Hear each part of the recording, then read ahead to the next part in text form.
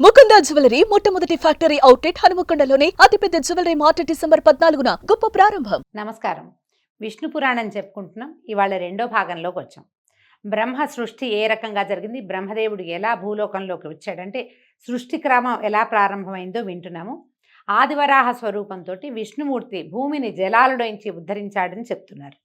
భూమిని సముద్రంలోంచి ఉద్ధరించిన తర్వాత మళ్ళీ బ్రహ్మరూపుడై సకల నదీ సముద్ర పర్వత ద్వీపాలను, సురాసుర నరపితృ లోకాలను, గరుడ గంధర్వ విద్యాధర పశుపక్షి మృగాది నానావిధ భూత సమూహమును మునుపటి సృష్టిలాగే సృష్టించి తగిన గుణరూప స్వభావ చేష్టలు కలిగించాడు అని చెప్పగా మైత్రేయుడు విని, గురుదేవ, బ్రహ్మ సృష్టి నువ్వు సంగ్రహంగా చెప్పావు, దాన్ని వివరంగా చెప్పమని అడుగుతున్నారు.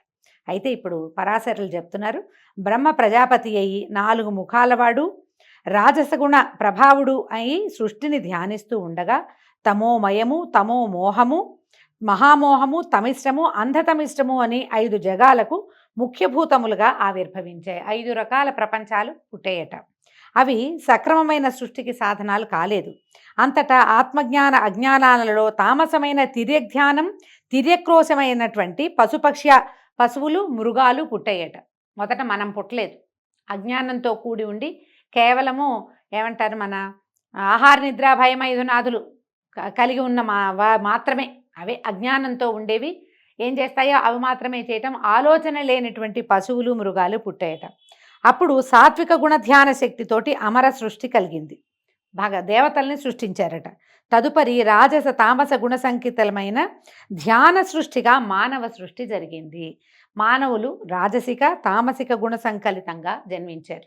మొదట మృగాలు, జంతువులు పుట్టినాయి, ఆ తర్వాత ఆ దేవతలు పుట్టారు, ఆ తర్వాతే మానవులు జన్మించారు. ఆ పైన కమలభవని సకలావయవముల నుంచి, ఆయన శరీరంలోని అన్ని అవయవాల నుంచి దేవ అసుర మనుజ పితృముఖ సచరాచర భూత సృష్టి జరిగింది. అంటే ఇవన్నీ సంకల్పాలు జరిగినాయి ముందు, ఆ తర్వాత సంకల్పం జరిగిన తర్వాత ఆయన అన్ని అవయవాల నుంచి ఒక్కొక్క అవయవం నుంచి ఒక్కొక్క సృష్టి చొప్పున జరిగి చరాచర భూత సృష్టి జరిగిపోయిందట. తర్వాత ఆయా జాతులు వారి వారి కర్మల కారణంగా పుట్టి హింసాహింసలు, కాఠిన్య మార్తబాలు, నిందానిందలు, ధర్మాధర్మాలు, సత్యాసత్యాలు, జ్ఞాన అజ్ఞానాలుగా కలిగి ఇంద్రియ వ్యాపారాలకు తగిలి నానా విధములైన రూపాలు, జాతి స్వభావ చేష్టాగుణాలు కలిగేటట్టుగా సృష్టించారు. ఇది విని మైత్రేయుడు సగమే అర్థమైంది ఆయనకి, మనకమల్లేని. ఆయన అడుగుతున్నాడు, సరే మానవులు ఏ ఏ జాతులుగా బ్రహ్మ అవయవాల నుంచి ఉద్భవించారో చెప్పండి అంటే ఆయన చెప్తున్నారు, బ్రహ్మ సాత్విక గుణరూపంగా ముఖం నుంచి బ్రాహ్మణులు, రాజస గుణరూపంగా భుజాల నుంచి క్షత్రియులు, రాజస తామస గుణరూపాన ఊరువల నుంచి వైశ్యులు, తామస గుణరూపాన పాదాల నుంచి శూద్రులు పుట్టారు. వీరిలో బ్రాహ్మణులకు వేదాధ్యయనము, క్షత్రియులకు భూపాలన, వైశ్యులకు వ్యాపారము లేదా కృషి, శూద్రులకు బ్రాహ్మణ భక్తి, కృషి, అన్ని రకాల విద్యలు వీళ్ళకి విహిత కర్మలుగా నిర్ణయించారు. కర్మలు, అన్ని రకాల కర్మలు, బలంతో చేయగలిగే పనులన్నీ మీకు 4వ జాతికి ఇచ్చారట. ఈ 4 కులాల వారు కూడా బ్రహ్మ అవయవాల నుంచి పుట్టినవారే కనుక యజ్ఞాలు చేయటానికి అర్హులే. అంటే ఆ కాలంలో అన్ని రకాల జాతుల వాళ్ళు యజ్ఞం చేసుకునే వాళ్ళట. యజ్ఞాల వల్ల దేవతలకు సంతుష్టి కలుగుతాయి. ఆ దేవతల ఆనందమే ప్రజాభివృద్ధికి మూలం. కాబట్టి యజ్ఞాలు కళ్యాణకారకాలుగా గ్రహించాలి. అందుకనే మనకి కృతయుగం అంతా యజ్ఞాలే ఉండేవంటి, పూజలు కాదు, యజ్ఞమే ప్రతి వాళ్ళు కూడా చేసేవాళ్ళు. పాపకర్మల ఆలోచన లేక, దుర్జనుల పనులు విమర్శించక, ధర్మ మార్గం తప్పక, నింద వచ్చేటువంటి ఏ పనులు చేయక, ఇతరుల పొగడ్తలకు పొంగక ప్రవర్తించే నరులు సురలతో సమానులు. వీళ్ళు దేవతలతో సమానం. సరిగ్గా ఉండాలి ప్రవర్తన, నియమావళి అన్నమాట ఇది. ఇలా ప్రవర్తిస్తే మనం దేవతలతో సమానమైపోతామని. తాము చేసిన దానముల ఫలంగా మోక్షాన్ని మానవులు పొందుతారు. శ్రద్ధగా ఆచారాన్ని పాటిస్తూ ఎవరిని బాధించక, తాము ఎలాంటి బాధలు పొందక, నిర్మల మనస్కులై విష్ణుభక్తి పరాయణులుగా జీవించేవారు బ్రహ్మ ప్రత్యేకించి సృష్టించిన వారిని గ్రహించండి. తామస గుణంతో లోభమోహాలకి లొంగి, పుణ్యక్రియల ఆలోచన లేక, రోగాలకు చిక్కి, పాపపుణ్యాలతో నలుగుతూ పామరులుగా ఉండేవారుగా బ్రహ్మ కొందరిని సృష్టిస్తాడట. కొందరు పుణ్యాత్ములు, కొందరు పాపకర్మలు, కొందరు పాలకులు, కొందరు సేవకులు, కొందరు మాననీయులు, కొందరు సంపన్నులు, ఇంకొందరు దరిద్రులు బ్రహ్మ సృష్టిలోనే ఉంటారు. భగవంతుడే బ్రహ్మే అట్లా రకరకాలుగా సృష్టిస్తాడు. వీళ్ళు తమ తమ కర్మల్ని అనుసరించి ఇప్పుడు ధనవంతుడు ధనహీనుడు గాను, ధనహీనుడు ధనవంతుడు గాను మారే అవకాశం ఉంది. ఆయనే పుట్టిస్తాడు పేదవాడిని. పేదవాడు గొప్పవాడు అవడా అవుతాడు, అయిన వాళ్ళని చాలామందిని చూస్తాం కదా. అట్లాగే పుణ్యాత్ములు పాపకర్మలు అవుతారు, పాపాత్ములు పుణ్యకర్మలు అయ్యే అవకాశం ఉంది. కార్తీక పురాణం దీన్ని ప్రతిపాదిస్తుంది. అడుగడుగునా మనం అట్లాగే చాలా కుకర్మలు చేసిన వాడు మళ్ళీ ఒక పూజ చేసి ఒక పౌర్ణమి నాడు దీపారాధన చేసి మళ్ళీ మోక్షాన్ని పొందాడని చూపిస్తారు.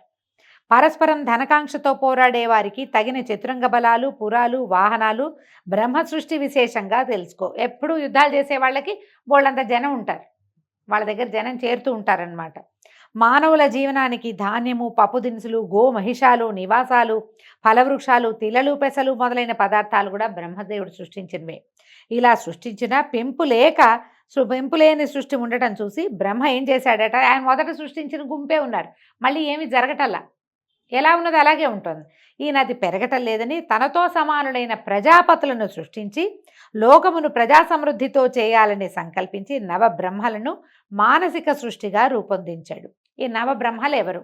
భృగువు, పులస్త్యుడు, పులహువు, క్రతువు, అంగిరసుడు, మరీచి, దక్షుడు, అత్రి, వశిష్ఠుడు. వీళ్ళని నవబ్రహ్మలుగా చెప్తారు. తర్వాత వీళ్ళకి భార్యల్ని కూడా సృష్టించాడు. వీళ్ళకి వరుసగా చూడండి, ఖ్యాతి, భూతి, సంభూతి, క్షమ, ప్రీతి, సన్నపి, ఊర్జ, అనసూయ, అరుంధతి అనే కన్యకల్ని కూడా సృష్టించి ఈ నవబ్రహ్మలకి సక్రమంగా లైన్ ప్రకారం అన్నమాట. భృగువుకి ఖ్యాతి, పులస్త్యుడికి భూతి, అట్లా లైన్ ప్రకారము వీళ్ళకి కన్యలను సృష్టించి వివాహాలు చేశాడు. అలాగే సనకాది యోగులను మానస సృష్టిగా జన్మించాడు. సనక, సనందన, సనత్కుమార, సనత్ సుజాతులు బాలుర రూపంలో ఉండేటువంటి మునులుగా వీళ్ళని నలుగురిని సృష్టించి వీళ్ళని సృష్టి చేయమంటే వాళ్ళు ఒప్పుకోలేదట. సంసార విముఖులై బ్రహ్మ విద్యాపారంగతులై తపశ్చర్యకి జీవితాలు అంకితం చేసి ఆ మహాత్ములైపోయారు వాళ్ళు. తర్వాత పద్మాసుని కనుబొమ్మల నడుము నుంచి కామినీ సహితుడై మధ్యాహ్న భాస్కరుడిలాగా ఫాలాక్షుడైన రుద్రుడు ఉద్భవించాడు. ఆ అర్ధనారీశ్వరుడి వెంట మరో 10 మంది పుట్టారు. వాళ్ళే ఆ 10 మంది మొదట పుట్టిన రుద్రుడు కలిసి ఏకాదశ రుద్రుడు. తర్వాత బ్రహ్మ ఏం చేశాడట, ఒక పుత్రుణ్ణి, కుమారుణ్ణి సృష్టించుకున్నాడు. అతని పేరు స్వయంభువ మనువు. అయితే శక్తియుక్తులకు అతను తండ్రి లాంటివాడే, బ్రహ్మదేవుడు లాంటివాడే ఈ మనువు. ఇతను శతరూప అనే కాంతని పరిగ్రహించాడు. ఆ వధూవరులకు ప్రియవ్రతుడు, ఉత్తానపాదుడు అని 2 కొడుకులు కలిగారు. ప్రసూతి, ఆకూతి అనేటువంటి 2 కూతుళ్ళు కూడా కలిగారు. దక్షుడు ప్రసూతిని, రుచికుడు ఆకూతిని చేపట్టారు. వాళ్ళకి యజ్ఞుడనే కుమారుడు కలిగాడు. అతడు దక్షిణయందు యాములు అనేటువంటి కొడుకులు 12 మంది పుట్టారు. యాములు అనే పేరు కలిగినటువంటి 12 మంది కుమారులు పుట్టి వాళ్ళు దేవగణాలు అయ్యారట. దక్షుడికి ప్రసూతి యందు 24 మంది కూతుళ్ళు జన్మించారు. అయితే ఈ 24 మందిలో వీళ్ళల్లో 13 మంది పేర్లు చెప్తున్నారని చూడండి. మనం పేర్లు పెట్టుకోవచ్చు ఇవి చక్కగా. శ్రద్ధ, లక్ష్మి, ధృతి, తుష్టి, పుష్టి, మేధ, క్రియ, బుద్ధి, లజ్జ, వపువు, శాంతి, సిద్ధి, కీర్తి అనే 13 మందిని ధర్మువు అనేటువంటి దైవగణాల్లో ఒకడైన వాడికి ఇచ్చి వివాహం చేశారు. ఖ్యాతి, సతి, సంభూతి, స్మృతి, ప్రీతి, క్షమ, సన్నపి, అనసూయ, ఊర్జ, స్వాహ, స్వధ అనే 11 మందిని వరుసగా భృగువు, భవుడు, మరీచి, అంగిరసుడు, పులస్త్యుడు, పులహుడు, క్రతువు, అత్రి, వశిష్ఠుడు, అగ్ని, పితృదేవుడు వరించారు. తదుపరి కల్పారంభ సమయంలో బ్రహ్మ అంకం నుంచి ఒకరిని పుట్టించాడట. ఆయన ఒడిలో ఇంచి ఒకడిని పుట్టిస్తే అతని పేరు నీలలోహితుడట. ఆ పుట్టిన వెంటనే ఆ శిశువు నాకు ఏడ్చేట, నాకు పేరేమిటి అని అంటే రోధించటం వల్ల అతనికి రుద్రుడు అని పేరు పెట్టారట. ఆ బాలుడు అలాగే 7 సార్లు ఏడిస్తే 7 సార్ల నుంచి భవుడు, శర్వుడు, మహేశ్వరుడు, పశుపతి, భీముడు, ఉగ్రుడు, మహాదేవుడు అని పేర్లు పెట్టి రుద్రాదిగా ఆ 8 పేర్ల వాణిని చేసి 8 మందిగా విభాగించారట. ఈ 8 మంది ఎవరు? బ్రహ్మదేవుడిలోంచి జన్మించిన రుద్రులు సూర్యుడు, జలము, పృథ్వీ, వాయువు, అగ్ని, ఆకాశము, దీక్షితుడు, చంద్రుడు అనే శరీరాలుగా ఉండేటట్టుగా చేసి వరుసగా వాళ్ళకి మళ్ళీ భార్యల్ని సృష్టించాడు. ఇదంతా బ్రహ్మ సృష్టేనండి. వాళ్ళకి సువర్చల, ఉష, సుకేసి, శివ, స్వాహ, దిక్కు, దీక్ష, రోహిణి అనేవారికి భార్యలుగా చేశాడు. వీళ్ళకి వరుసగా భార్యల్ని సృష్టించాడు. అష్టమూర్తి అయిన రుద్రునకు మేనకా హిమవంతులకు జన్మించినటువంటి ఆదిశక్తి పరమేశ్వరి గౌరీ సతిగా ప్రస్తుతి పొంది భార్యగా అయింది. మొట్టమొదట అయినటువంటి రుద్రుడికి సతీదేవి భార్య అయింది. భృగువుకి ఖ్యాతి యందు ధాత విధాత అని 2 కొడుకులు కలిగారట. లక్ష్మి అనే కూతురు కూడా భృగు, అందుకనే భార్గవి అంటారు లక్ష్మీదేవిని. భృగు నందనగా చెప్తారు. భృగువుకి మొదట లక్ష్మీదేవి జన్మించింది. ఆ లక్ష్మిని శ్రీహరికి ఇచ్చి వివాహం చేశాడు. అప్పుడు మైత్రేయుడు అడిగాడు. మనకు వచ్చే ఆలోచన మైత్రేయుడికి కూడా వచ్చింది. లక్ష్మికి ఆవిడ క్షీరసముద్ర రాజతనయ కదా, పాలకడల్లో నుంచి పుట్టింది బంగారు తల్లి. అయితే మీరు భృగుపుత్రిక అని చెప్తున్నారు, ఇదేమి వింత అని అడిగితే ఇప్పుడు ఈ సమాధానం చెప్తున్నారు. మైత్రేయ, సర్వభూతమయుడైన వాసుదేవుని మాయాశక్తి లక్ష్మీ రూపంతో అతనికి తోడుగా ఉంటుంది కనుక లోకాలకి సంపద కలిగించేవైన పరికరాలన్నీ శ్రీచిహ్నాలే అని చెప్పబడతగినవి. ఇంతెందుకు, లోకాలలో చరాచర భూతకోటి యందు అందమైన స్త్రీ రూపాలన్నీ లక్ష్మీ రూపాలే. దాన్ని మన అమ్మాయి మంచి కళగా ఉంది, లక్ష్మీ కళ అని చెప్తాం కదా, లక్ష్మీదేవి అలా ఉంటుందన్నమాట. పురుషాకారాలని, అందమైన పురుషాకారాలన్నీ హరిమయములనే గ్రహించు. పాలకడలిలో పుట్టిన రమాదేవి వాసుదేవుని దేవి అయి లోకంలో ప్రసిద్ధి పొందటం వేదవాక్కు. ఆ వృత్తాంతం మరీచి బ్రహ్మముఖత నేను విన్నది చెప్తానంటున్నాడు. ఇంకో వృత్తాంతంలోకి వెళ్ళింది. ఇందులో కొన్ని అసంబద్ధంగా అక్కడ అలా ఉంది ఇక్కడ ఇలా ఉంది అని అనిపిస్తుందండి. ఇవేంటంటే ఒక్కొక్క కల్పంలో జరిగినవి, కథలు కథలుగా చెప్పుకున్నవి, ఆసక్తికరంగా ఉన్న కథలని ఒక చోటకి చేర్చబడతాయి. ఇవి ఒక కల్పంలో ఈ కథ, ఇంకో కల్పంలో ఇంకో కథ, కొంచెం డిఫరెన్స్ తోటి కనిపిస్తుంది. అందుచేత కొంచెం ఎక్కడో ఒక కనెక్టివిటీ పోయిందని మనం భావిస్తాం, కానీ కనెక్షన్ ఉంది, అంత ఎక్కువగా లేదు, అంతే. అత్రికి అనసూయందు శంకరాంశతో జన్మించిన వాడు దూర్వాసుడు. కోపానికి పురుష రూపం. కోపించాడంటే బ్రహ్మరుద్రాదుల్ని కూడా గడగడలాడించగలిగినటువంటి అపరరుద్రుడు. తాపసులలో మిన్నగా పేరుగన్నవాడు. ఒకప్పుడు భూమినంతను పరిభ్రమించి ఇంద్రలోకానికి వెళ్ళాడు. అప్పుడు ఒక విద్యాధర కాంత నందనవనంలో ఉన్న పారిజాతాల నుంచి పువ్వులు కోసి దండ అల్లి పట్టుకుని వస్తూ ఈ దూర్వాసును చూసి ఆయనకి సమర్పించిందట. దూర్వాసుడు తన దండని తన జటలకు వేళ్లాడగట్టి విలాసంగా ఏనుగులాగా నడుస్తూ వస్తూ ఎదురుగా ఐరావతారూఢుడైన ఇంద్రుణ్ణి చూసి కొంచెం పక్కకి ఒత్తిగిల్లి నుంచున్నాడట. ఏనుగు వస్తుందని పక్కకి వెళ్ళాడు. అయితే ఇంద్రుడి దగ్గరగా వచ్చేసరికి దూర్వాసుడు తన జడల్లో ఉన్న పూదండను చూసి ఇంద్రుడికి అందించి దీవించాడు. ఇంద్రుడు ఆ దండను అంకుశంతో అందుకుని అలక్ష్యంగా ఐరావతం యొక్క కుంభస్థలం మీద ఉంచాడు. ఆ పూదండ పరిమళానికి గండు తుమ్మెదలు రొద చేస్తూ దాని మీద వాలగా ఐరావతం బెదిరి ఆ పుష్పమాలికను తొండంతో కింద పడేసి కాళ్లతో తొక్కి రేకులు ఊడగొట్టి నలిపి విసిరేసింది. అటు ఇటు ఉన్నవారు ఇంద్రుడు కూడా ఏనుగు చేసిన పనికి చప్పట్లు చరుస్తూ పకపక నవ్వారు. ఇంద్రుడు ఈ దుర్వాసుడు ఆ వికారపు పనిని చూసి నిప్పులు రువ్వుతున్నటువంటి కళ్ళతోటి, ఔరా ఇంద్ర, అమరాధిపతిపని ఆదరించి మన్ననగా పూదండ ఇస్తే రాజ్యాధికార మతంతో ఇట్లా దుర్వినీతంగా ప్రవర్తిస్తావా? నీ సిరి సంపద సముద్రంలో కలియుగాక అని శపించి వేడి నిట్టూర్పులు విడుస్తూ వడివడిగా వెళ్ళిపోయాడు. వెంటనే ఇంద్రుడు పరిగెత్తుకుంటూ దిగేశాడు. ఏనుగు దిగి పరిగెత్తాడు. దూర్వాసునికి ఆ పాదాల మీద సాష్టాంగంగా నమస్కరించి చేతులు జోడించి నన్ను క్షమించమని బతిమలాడాడు. నా తెలివి తక్కువతనాన్ని క్షమించు, అనుగ్రహించు అని గద్గద కంఠంతో ప్రార్థిస్తే ఆయన నెయ్యి పోసిన అగ్నిలాగా, అగ్నికి ఆజ్యం పోసినట్టు అంటాం కదా, ఇంకా ఉడికెత్తిపోయేట. దురాత్మ, మర్యాదామన్ననా లేక నన్ను అవమానించావు. ముజ్జగాల దొరతనం అంత మత్తెక్కించింది నీకు. అలా చేసిన అవమానం చాలక ఇంకా ఏదో మాట్లాడి నన్ను వల్ల వేసుకోవాలని చూస్తున్నావా? నోరు మూసుకుని పోతావా, లేదా నీ ఊరు పేరు పోయేలాగా శపిస్తానన్నాడు. ఆనాడు దొంగవేషం వేసి అహల్యను అవమానించి గౌతముని చేతి దయతలిచి బతికి వచ్చావు. నేను గౌతముణ్ణి కాను. నా కోపానికి అగ్ని కూడా బూడిదవ్వాల్సిందే. అత్రిమహాముని కొడుకుని తెలుసా నేను? పోపో, నువ్వు ఇంకా ఏమైనా అన్నావో నీ బతుకు నడివీధి మెతుకవుతుంది. భరించరాని అవమానం చేసావు, పోపో అని ఏ శాపావసానము చెప్పకుండా ఇలా చెయ్యి పోనీలే అని అనలా. ఆయన మన్నించడం అనేది అసలు ఆయన చరిత్రలోనే లేదనమాట.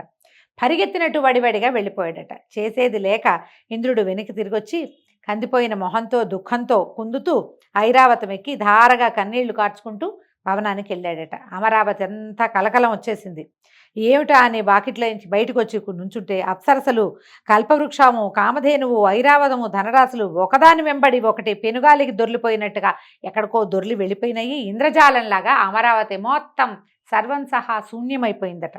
దూర్వాసుడు పెట్టిన శాపం ముల్లోకాల ప్రభువుకి తగిన ముజ్జగాలకి ఆవరించేసింది. మొత్తం ఈయనకొక్కడికే కాదు, మొత్తం అంతా పోయింది. ధరలో దాన ధర్మాలు తెరచాటయ్యాయి.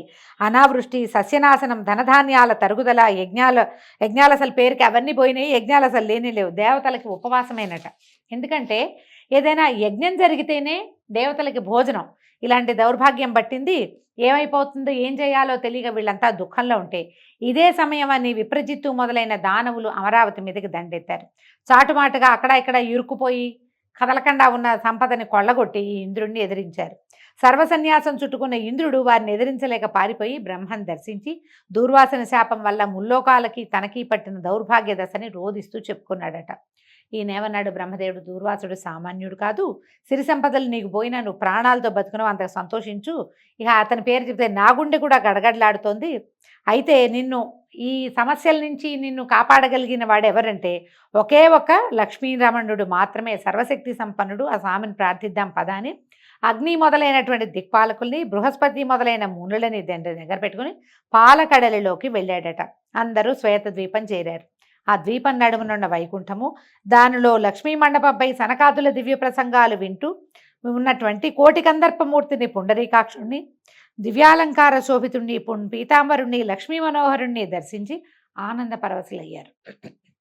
వీళ్ళ దగ్గర ఉన్న సంపద అంతా పోయింది, కానీ సాక్షాత్తు లక్ష్మీరమణుడైన విష్ణుమూర్తి మాత్రం ప్రశాంత చిత్తంతో ఉన్నాడు. శ్వేతకల్పం అంతా వైభవోపేతంగానే ఉంది. అప్పుడు ఈయన అడిగాడు, దేవేంద్ర ఏం వార్త, ఇంత చిన్నబోయినట్టుగా ఉన్నావు, నీ కళ తగ్గిపోయింది, బ్రాహ్మణ క్షోభ ఏదో నీకు తగిలినట్టు తోస్తోంది అని అంటే, అప్పుడు ఈ దూర్వాసుడు శపించడము, ఇంద్రరాజ సంపద అంతా నాశనం అవటాన్ని, ఇది ఎలా తప్పుతుంది, ఈ దౌర్భాగ్యం నుంచి తప్పించుకోవటం ఎట్లా చెప్పమంటే, అప్పుడు ఏం చెప్పాడంటే, వాసవ విచారించకు, నేను చెప్పేది వినమన్నాడు. దిక్పాలకులతో వెళ్ళు, రాక్షసులతో కపటపు సంధి చేసుకుని వాళ్ళు మీరు పాల సముద్రంలో ఓషధి లతలు వేసి మందరగిరి కవ్వంగా వాసుకి తాడుగా ఆ సముద్ర మథనాన్ని చేయండి. నా సహాయం సమయానుకూలంగా ఉంటుంది. అమృతంతో సహా మహిత వస్తువులు, ముల్లోకాల వైభవానికి కారణాలైనవన్నీ మళ్ళీ వస్తాయి. అమృతపానం అవుతుంది. ఆ పోయిన సంపదంతా మీ వశమవుతుంది. రాక్షసులకు చెందేది శ్రమ మాత్రమే. నువ్వు యథాపూర్వకంగా నువ్వు ముల్లోకాలకి అధిపతి అవుతావు, వెళ్ళు అని ధైర్యం చెప్పి పంపించాడు. అందరూ ఆనందంగా వెనుతిరిగి వచ్చారు. చమత్కారంగా మాట్లాడి ధనుజులతోటి సంధి చేసుకున్నారు. మందరగిరిని పెళ్లగించి తెచ్చారు. వాసుకుని కవ్వపు తాడుగా చుట్టి పాలకడలిలో వేశారు. ఓషధి లతలు చుట్టూతా ఉంచారు. అడుగున ఆధారం లేక ఈ మందరగిరి లోపలికి వెళ్ళిపోయిందట. వెళ్ళిపోతే ఇంద్రుడు మనసా పుండరీకాక్షుని ధ్యానించి ప్రార్థించగా పద్మాక్షుడు వచ్చి 1,00,000 యోజన విశాలమైన కూర్మరూపం ధరించి జలధిలో ప్రవేశించి మందరగిరిని పైకెత్తి తన వెన్ను మీద ధరించాడు. తర్వాత అది అక్కడ ఉండగానే నిజరూపం వచ్చి నిజరూపంలో పైకొచ్చి దేవదానవులను చూసి తరమండి, బాగా చిలకండి అని ప్రోత్సహించాడు. దేవతలు వాసుకి తోకను, దానవులు తలను పట్టుకుని మందరగిరిని తిప్పడం ప్రారంభించారు. వాసుకి శ్రమాధిక్యం వల్ల విడిచే నిట్టూర్పులతోటి విషజ్వాలలు వచ్చి దానవులని బాధించేవి. వాళ్ళు ఆ బాధకి చిక్కి అలాగే తిప్పుతుంటే దేవతలు ఎలాంటి శ్రమ ఎరక్కుండా తిప్పారు హాయిగా. అలాగా తరమగా బాగా చిలగ్గా సముద్రం నుంచి కల్పవృక్ష కామధేనువులు, చింతామణి, రంభాది అప్సరసలు, ఐరావతము, ఉచ్చైశ్రవము వెలికిరాగా శ్రీపతి ఆ సమూహం మొత్తాన్ని ఇంద్రుడికి అప్పచెప్పాడు. వచ్చిన వాటన్నిటిని ఇంద్రుడికి అప్పచెప్పేశారు. నవనిధులు పుట్టగా కుబేరుడికి ఇచ్చారు. చంద్రకళ బయటకు వచ్చింది. ఆ చంద్రుడినేమో శివుడికి శిరోభూషణంగా ఇచ్చారు. ఒక కళ్ళు కొండ వచ్చిందట, దాన్ని దానవులు కైవసం చేసుకున్నారు. మనం సాధారణంగా వినలేదండి, ఇది కొంచెం ప్రత్యేకంగా కనపడుతుంది. భరించరాని విషం వస్తే దాన్ని సర్పాలు తీసుకునేవి.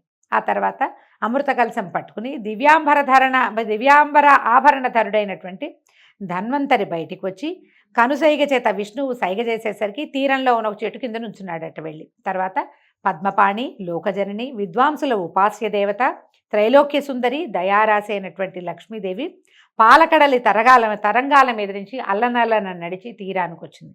మునులు శ్రీదేవిని శ్రీసూక్తంతో స్తుతించారు. విశ్వావసువు మొదలైన గంధర్వులు శుభగీతాలు పాడారు. ఘృతాచి మొదలైన అచ్చరలు ముచ్చటగా నాట్యమాడారు. ఐరావతాది దిగ్గజాలు సువర్ణ కలశాలలో గంగాజలం తెచ్చి అభిషేకించాయి. సముద్రపతి ఎన్నడూ వాడని పద్మమాలికలు ఇచ్చాడు. విశ్వకర్మ దివ్యరత్న అలంకారాలు సమర్పించాడు. బ్రహ్మరుద్రాది దేవతలు దివ్యమాల్య అంబరాలతో, మాల్యాంబరాలు అంటే మాలలు, వస్త్రాలు కూడా చందనము తీసుకొచ్చి అలంకరించారు అమ్మని. ఇలాగా మహావిభవాభిరామ అయిన ఆ దేవదేవిని దేవదేవుడు పరిగ్రహించి వక్షస్థల నివాసినిగా చేసుకున్నాడు. ఆమెను ఎత్తి తన హృదయంలో ప్రతిష్ఠ చేసుకున్నాడు. మొదట ఆవిడ బయటకు వచ్చినప్పుడే అమ్మ నిత్యానపాయిని అయి ఆయన వక్షస్థలాన్ని ఆశ్రయించి ఉన్నదట.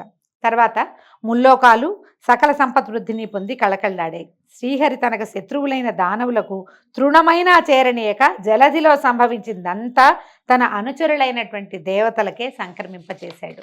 అప్పుడప్పుడు ఇది అన్యాయం కదా అనిపిస్తుందండి. ఏమీ ఇవ్వలేదు, వాళ్ళతో చిలికిచ్చాడు కానీ వాళ్ళకి ఏమి ఇవ్వలేదు, పక్షపాతిగా ప్రవర్తించాడు అనిపిస్తుంది.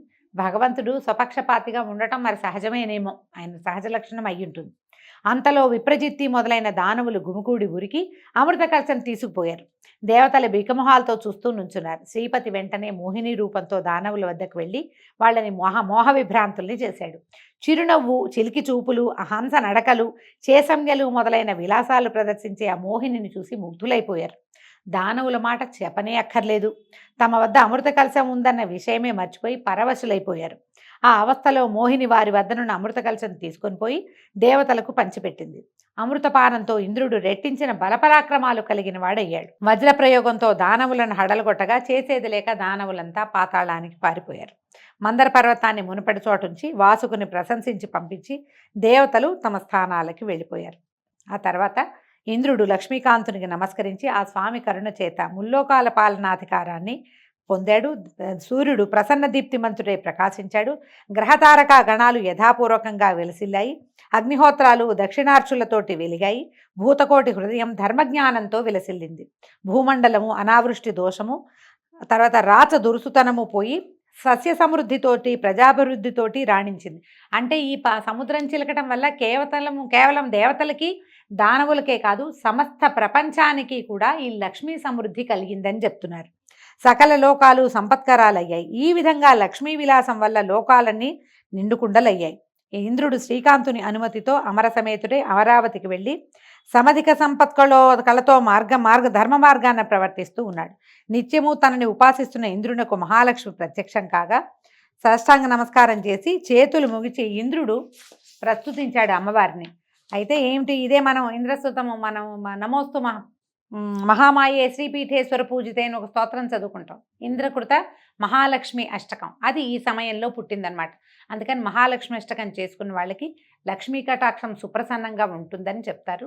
మనం లక్ష్మీ అష్టోత్తరం చదువుకుంటాం కదా, అలాగే ఈ అష్టకాన్ని కూడా చదువుకుని కృతార్థులు కండి అని చెప్తున్నారనమాట. అయితే నువ్వు చాలా గొప్పదానివమ్మ, మమ్మల్ని రక్షించు, కాపాడు అని చెప్తే ఇప్పుడు ఈయన ఏమన్నా అడిగాడో చూడండి. ఇతను ఇంద్రుడు ప్రార్థించిన ప్రార్థనకి అమ్మ లక్ష్మీదేవి ఎలాంటి ఇవి ఇచ్చిందో చూడండి. ఇంద్రుడు అడుగుతున్నాడు, నేను నేర్చిన విద్యలందు, శరచాప ఖడ్గాది సాధనములయందు, చతురంగ బలములయందు, గోమహిషాదులయందు, అవి గల ప్రదేశములందు, మణికనక వజ్రాలంకారాలయందు, పరిమళ ద్రవ్యములయందు, నా పుత్రమిత్ర కళత్ర బంధువులయందు, శక్తి గుణ ఇంద్రియములందు, రాష్ట్రాలలో, దుర్గాలలో, రాజధానులలో, క్రీడావిహార ప్రదేశాలలో, నా శరీరమునందు కూడా నీవు దయగా ఉండు నాతోటి అని నా కోరుకున్నాడట. నిన్ను ఇలాగా నృతించేవాని ఎందు కొడుకుని చూస్తున్నంత దయతో చూసి రేయింబవళ్ళు కాపాడమని ఆ స్తోత్రంలో కోరుకున్నాడు. ఈ ఇంద్రకృత మహాలక్ష్మి అష్టకం చేసుకున్న వాళ్ళు ఇంద్ర సంకల్పం ఎలాగైతే ఉందో అలాంటి సంకల్పంతో అమ్మవారి యొక్క అనుగ్రహానికి పాత్రలవుతారని చెప్తున్నారు. ఈ విధంగా ఇవాళ రెండో భాగం చెప్పుకున్నామండి. రేపు ఉదయం మళ్ళీ విష్ణు పురాణం 3వ భాగంతో కలుసుకుందాము. నమస్కారం.